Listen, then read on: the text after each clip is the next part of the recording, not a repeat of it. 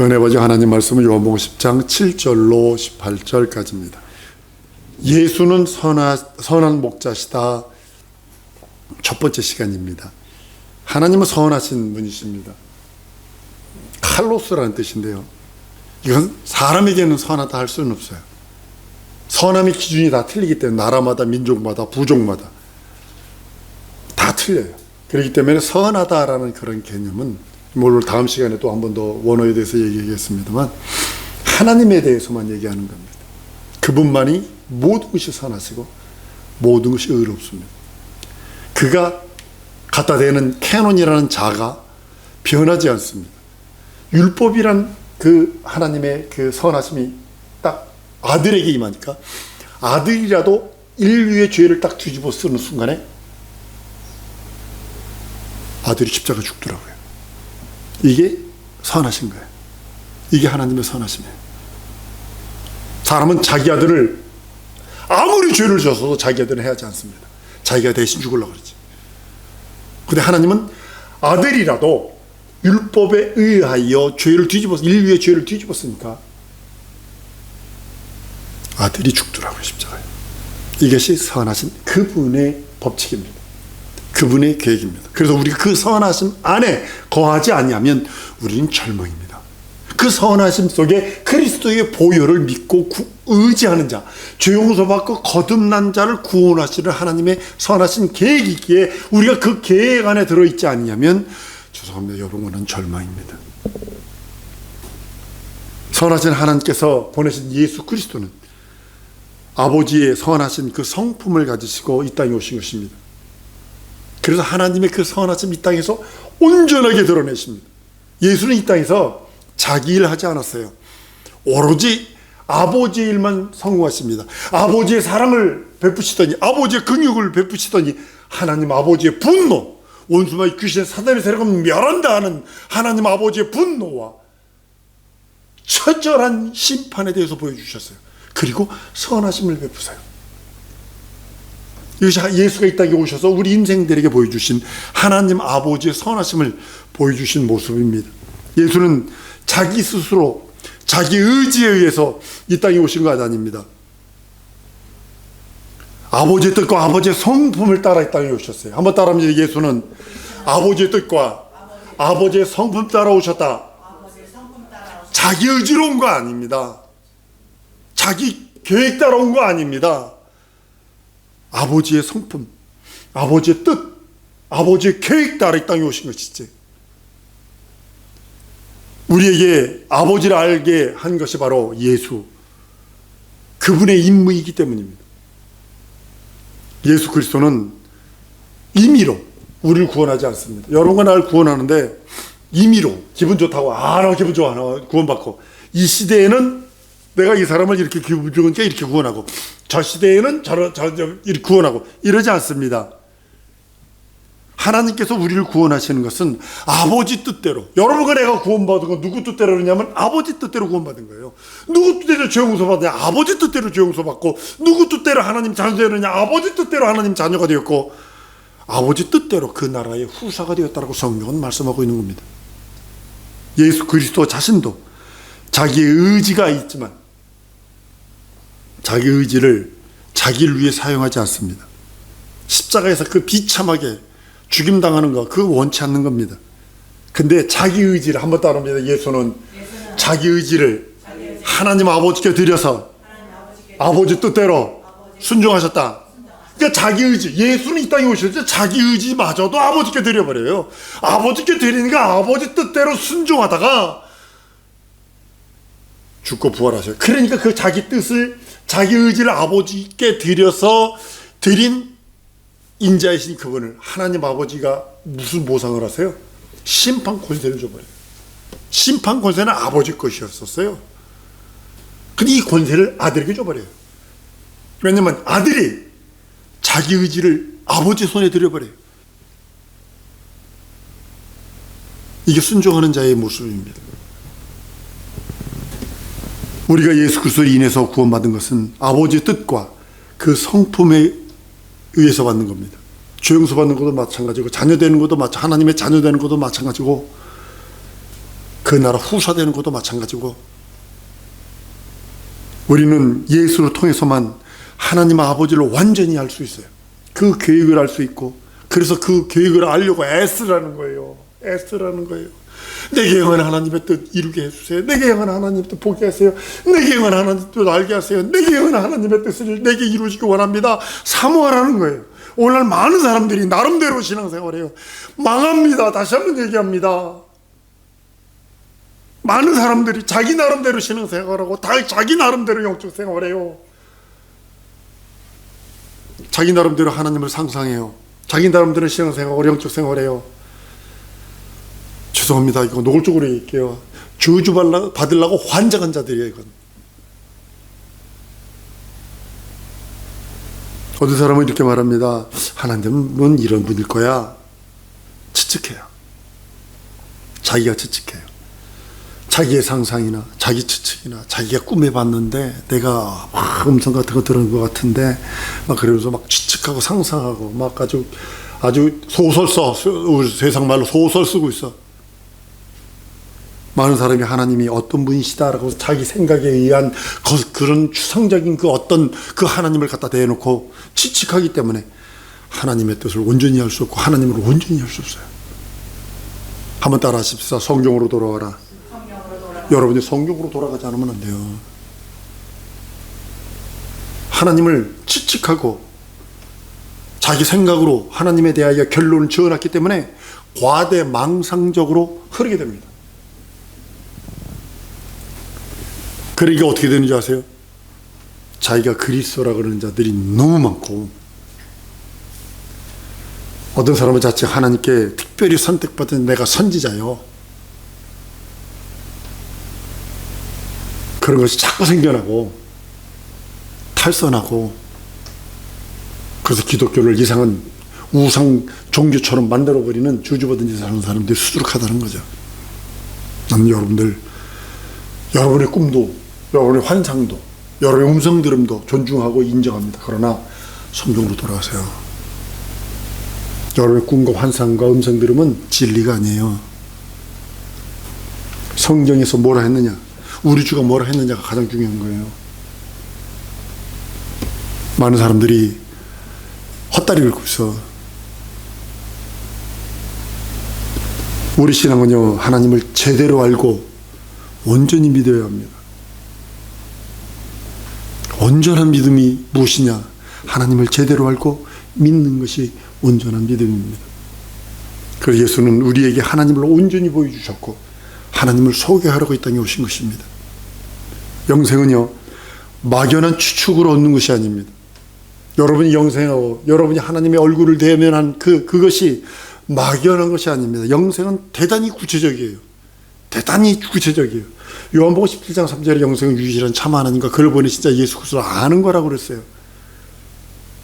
예수를 이 땅에 보내신 하나님 아버지를 알아야 영생한다는 겁니다. 예수께서 이 땅에 오신 것은 하나님을 온전히 보여주고 하나님을 온전히 소개하는 것이기 때문에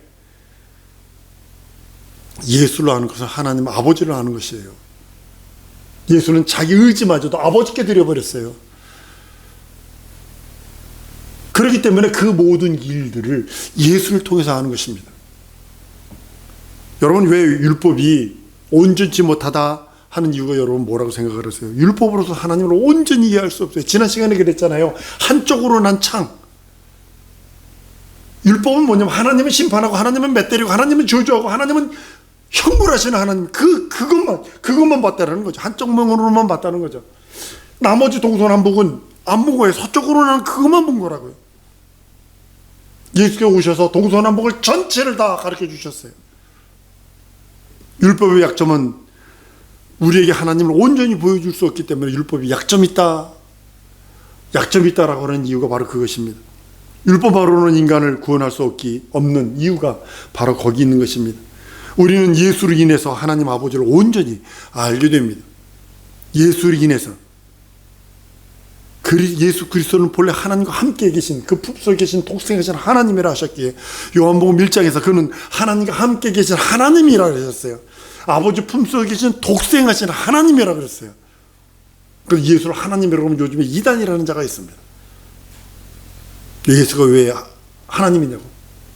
성경 그 사람은 도무지 안 읽고 도무지 그 말씀을 안 믿는 자들입니다. 학자가 뭐고 상관하지 않냐고. 하나님은 누구시냐면, 하나님은 한번 따라합니다. 하나님은 전능하신 분이시다. 하나님은 전지하신 분이시다. 하나님은 무소부재하신 분이시다. 이 세 가지가 하나님의 속성이거든요. 그러니까 예수가 하나님이라는 것을 믿으려 하질 않아요. 예수는 하나님으로 추대하자는 그런, 우리가 그 추대운동, 요즘에도 이제 뭡니까? 추대운동을 합니다. 뭐 누구를 회장으로 추대합니다. 뭐 아무개를 뭐 일대 뭐 총장으로 추대합니다. 뭐 추대합니다. 실제로 예수는요, 전능하시고 전지하시고 무소부재하신 하나님입니다. 알파 오메가가 되시는, 처음과 끝이 되시는 영원한 하나님이십니다. 예수는요, 아버지는 나를 알고 나는 아버지를 안다라고 말씀을 해요. 성경에서 요한복음을 읽을 때 여러분들 아주 깊게 봐야 될 게 뭐냐면, 아버지는 나를 알고 나는 아버지를 안다라는 그런 내가 아버지 안에, 아버지가 내 안에, 너희가 내 안에, 내가 너희 안에, 이 말을 아주 여러분 깊이 들으셔야 합니다. 인간과 예수와의 다른 점이 바로 이 부분입니다. 사람으로서 자식을 사랑하지 않는 부모가 없습니다. 요즘은 다른 것 같아요. 그젠가 봤는데, 애 운다고 태어난 지 3일 만에 애를 죽여서 냉동고에다 얼려버렸어요. 여자가, 엄마가. 이게 철륜 깨지면요, 이건 그 나라는 벌써 다 본 거예요. 여러분들 깨어서 진짜 하나님 바라보지 않으면 부지불식간에 하나님의 손이, 강한 손이 덮칠 거예요. 누구든지 자식을 위해서라면 자식은, 부모는 희생합니다. 늘 말씀드렸죠. 북청물장수 얘기했죠. 아들 공부시키려고 부모는 진짜 새벽부터 일어나서 물 길어봤자 그 돈 얼마 받아요? 그 받는 그거 가지고 아들 뒷바라지 한다고요. 우리 한국 사람은 특히 자녀 사랑과 자녀에 대한 희생은 굉장합니다. 굉장합니다. 자식은 그렇지만 자식은요, 부모 위해서 그렇게 몸부림치지 않아요. 그러니까 어느 정도까지만 해서 그냥 하지, 자식은 부모, 저도 그래요. 내가 아버지한테, 내가 돌아가신 아버지한테 내가 한이 되는 게 바로 그건 것 같아요. 아, 내가 제대로 못했다. 이제 그건 것 같아요. 예수는 아버지가 나를 아는 것 같이 나도 아버지를 안다라고 말씀을 합니다. 이 말씀은 주님만이 하실 수 있는 겁니다. 그 누구도 할 수 없습니다. 우리 주님만이 하실 수 있는 겁니다. 인간인이라면 누구든지 자손의 아픔과 배고픔, 피곤함, 실증남은 어떻게든 커버할 수 있지만 부모의 심정을 이해하기 힘이 힘듭니다. 우리나라 보릿고개 때 부모는 배고파 죽고 자식은 배 터져 죽는다는 거 아니에요. 배고프니까 자식 배고픈 줄 알고 자기 배고픈 걸 먹고 자식에게만 부모는 계속 자기 굶으면서 계속 먹입니다. 그래서 그런 말이 나오는 거 아니에요. 부모의 심정을 이해하기 힘이 힘들어요, 자식이. 주님은 아버지가 나를 모두 아는 것 같이 나 또한 아버지를 모두 안다라고 이렇게 말씀하고 계십니다. 이것은 주님이 하나님과 함께 계신 하나님이심을 증거하는 것이기 때문에 그렇습니다. 신약 성경 읽을 때 여러분들 이거를, 아버지가 나를 모두 아는 것 같이 나 또한 아버지를 모두 안다라는 부분들, 여러분들 잘 들어보실 거 뭐냐면, 예수가 하나님이신 것을 100% 예수 그 말씀으로 증거하고 있는 것입니다. 예수는 본래 하나님과 함께 계신 하나님의 본체의 형상이라고 말씀을 하십니다. 그러기에 예수는 하나님을 잘 아시는 분입니다. 예수는 하나님을 하나님으로서 잘 알기 때문에 자신이 알고 있는 하나님 전부를 다 보여주신 것입니다. 이처럼 예수 그리스도는 아버지를 그대로 보여주신 하나님이십니다.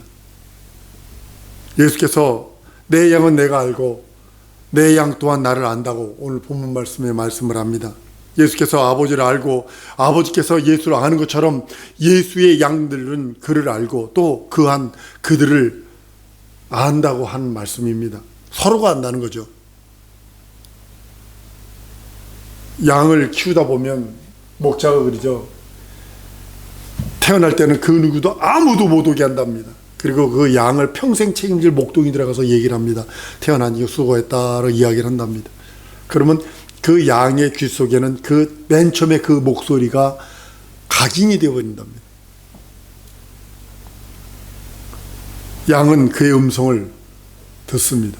신앙생활은요, 교회 생활 여러 가지 하는 것, 여러 가지 의식에나 동참하고, 뭐 11조 좀 해주고, 헌금 좀 해주고, 모임에 좀 참석해주고, 도덕적인 그런 표현들이나 뭐 그런 것을 지속하는 것이 아니라, 물론 그것도 깨끗해야 됩니다. 맨날 바라보면 술집에 가서 술이나 퍼먹고 있고, 맨날 두들겨 패가지고 경찰서에 가서 맨날 그 목사가 가가지고 뭐 그 보증승이라고 그러지 않아야 되죠. 물론 윤리도덕적으로 깨끗해야 합니다. 그렇지만 하나님에 대해서 더 깊이 알려고 하는 노력이 있어야 합니다. 한번 따라 하십시다. 하나님을 알되 깊이 알자. 여러분들이 그런 노력이 있어야 합니다. 도덕적인 행위 표현, 그것도 잘해야 합니다. 그것도 잘해야 합니다. 그런 생각도 아름다운 생각. 여러분, 미움, 시기, 질투는 살인의 영이거든요. 이거 쫓아내셔야 하는 것들입니다. 음란의 영들이거든요. 이 세상 것들은 딱 두 가지가 너무 많습니다. 살인의 영, 미움, 시기, 질투, 이거 전부 다 살인의 영들이고, 음란, 세상을 사랑하게 만들고 아주 그냥 이렇게 쾌락 이러고 빠지게 만드는 거, 중독되게 만드는 거, 전부 다 이게 음란들이거든요.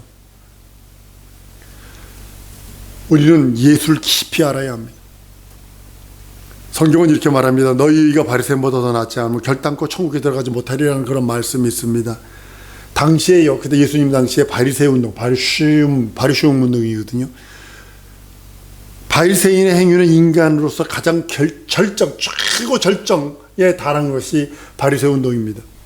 인간으로서 신의 뜻대로, 신이 요구하는 대로 표현할 수 있는 최정상의 운동이 바리새 운동이거든요. 바리새 운동은요, 11조를 얼마나 11조를 철저히 했는데 그 사람들이 키우지 않는 게 있어요. 깨, 그 다음에 수수, 조, 이런 건 안 키웠대요. 그건 일일이 세가지고 11조 떼야 되니까, 바리새 행위로는요, 영적으로 부족하다 할지라도 외면적으로는요, 이들을 능가할 사람이 없어요. 그때 당시에 한 500여 명이 있었대요, 예수님 당시에. 바리새인을 보면 마치 율법을 보는 것 같이 생각될 정도로, 율법이 움직이는 율법처럼 완벽하게 훈련을 했습니다. 바리새인들의 행위는 인간의 노력으로서는 신의 성품에 비교할 만큼 아주 최고의, 아주 최상의 그런 높은 표현입니다. 그런데 인간 이유운동 이상으로 신과 뜻과 그 계명을 딸 수 없을 만큼 그들의 훈련을 얼마나 철저히 했는지 아주 유명한 것이지만, 근데 예수는 그렇게 말하죠. 너희가 천국 들어가려면 바리새인보다 더 낫지 않으면 안 된다. 이 소리 듣고 예수님이 제자들이 뒤로 벌떡 잡아준 거죠. 어떻게 해서 누가 천국 들어간대요? 여기서 더 낫지 않는다는 단어를 보셔야 돼요. 문맥의 뜻을 보셔야 돼요. 바리새인들이 그만큼 잘했고, 바리새인들이 그만큼 최선을 다했고, 바리새인들이 그만큼 겨드랑이에 땀나지 않을 정도로 걸어다니고, 내가 안식일날 겨드랑이에 땀날 바에는 적군에게 내 목 잘려 죽지, 이렇게 할 정도로 대단히 잘 지켰지만, 예수님은 더 낫지 않으면 이라는 의미가요, 그걸 바리새인보다 2곱절 더 하지 않으면, 이런 뜻이 있어요. 바리새인을 따라가기도 힘들어 죽겠는데 바리새인보다 2곱절 더 하려면 어떻게 하겠어요? 바리새인보다 한두 가지 더 잘한다고 천국 들어가는 것이 아니라, 바리새인보다 배 이상으로 낫지 않으면 결단코 천국 들어가지 못한다는 뜻이거든요. 예수님의 그 말씀이요, 문맥상으로 그 말씀을 보면요, 바리새인들의 그 행위에 고비되지 않고서는 결단코 천국에 못 들어간다고 말씀하고 있는 것입니다. 바리새인들은 인간의 한계에 이를 만큼 그 행위가 절정에 달았어요. 그것의 곱빼기만큼 더하지 않으면 안 된다는 겁니다. 인간의 힘으로 도저히 불가능하다, 이런 뜻을 예수님께서 말씀하고 있는 것입니다. 한번 따라합니다. 천국은 은혜로 가는 것이지 행위로 가는 것이 아니다. 하나님의 은혜를 입어서 가는 것이 내 행위로 들어갈 수 없어요. 바리새인들이 실패한 이유가 뭐냐면 내가 율법을 지키면 구원받을 수 있고 율법을 지키면 천국 갈 수 있어 이러기 때문에 멸망한 거예요. 우리는 하나님의 의로서 천국 들어가려 해야지 내 의로서는 아예 불가능하다. 포기해야 됩니다. 예수의 의로서 천국까지, 내 의로서는 지옥분이 못 갑니다. 도덕적, 윤리적 행위로서 그 표현이 천국 가려고 하는 것 자체가 바보 멍충이라는 거죠. 물론 윤리, 도덕적으로도 거룩하고 깨끗해야 합니다. 거룩하고 깨끗해야 합니다. 예수께서 평소에 이렇게 말씀합니다. 진실로 진실로라는 말을 아멘 아멘이라는 뜻이거든요. 진실로 진실로라는 말을 아주 많이 말씀을 합니다. 여러분, 진실로 진실로라는 소리는요 함부로 말하는 거 아닙니다. 진실로라는 말은요 뭐냐면 네 목숨 걸고 책임져라 이런 뜻이에요. 네 목숨 걸고 책임질 수 있을 때 쓰는 용어예요. 이거